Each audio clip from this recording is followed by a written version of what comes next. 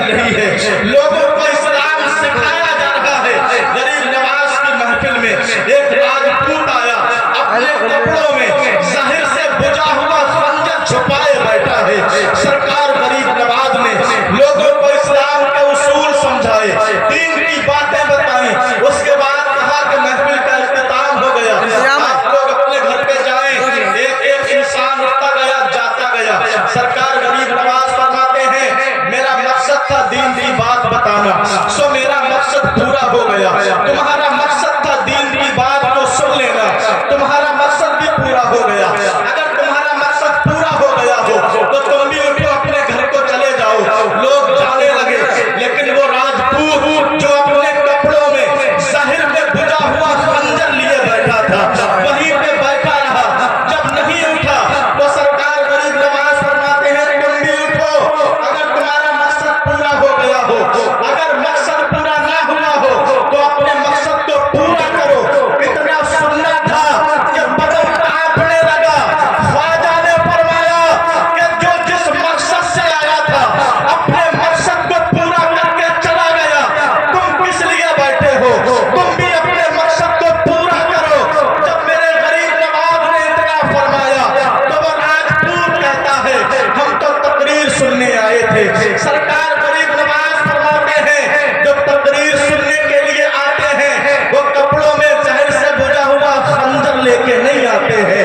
جب اتنا سنا تو ہکا بہکا رہ گیا اور بہانے کرنے لگا، فقیر اے درویش، میں اپنے کپڑوں میں خنجر چھپا کے اس لیے لایا ہوں کیونکہ یہ راجپوتوں کی شان ہے، راجستھان کا اصول ہے، راجستھان کا طریقہ ہے کہ لوگ اپنی کمر سے خنجر باندھ کے رکھتے ہیں۔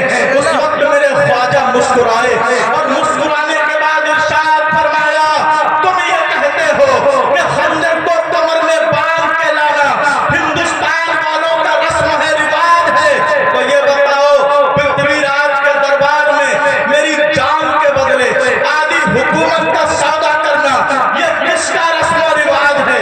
اتنا سننا تھا، وہیں پہ ڈھیر ہو گیا، پیروں کے نیچے سے زمین نکل گئی، اپنے سر کو جھکا دیا، عرض کرنے لگا اے خواجہ غریب نواز، یہ باتیں تو پرتھوی راج اور میرے بیچ ہوئی تھی، کسی تیسرے نے ان باتوں کو نہیں سنا۔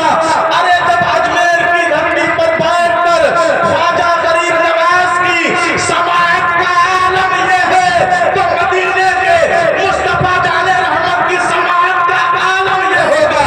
اسی لیے تو بریلی کے قلندر نے قلم اٹھایا، امام عشق و محبت سیدی سرکار اعلیٰ حضرت فاضل بریلوی پکار اٹھے، دور و نزدیک کے سننے والے وہ کون؟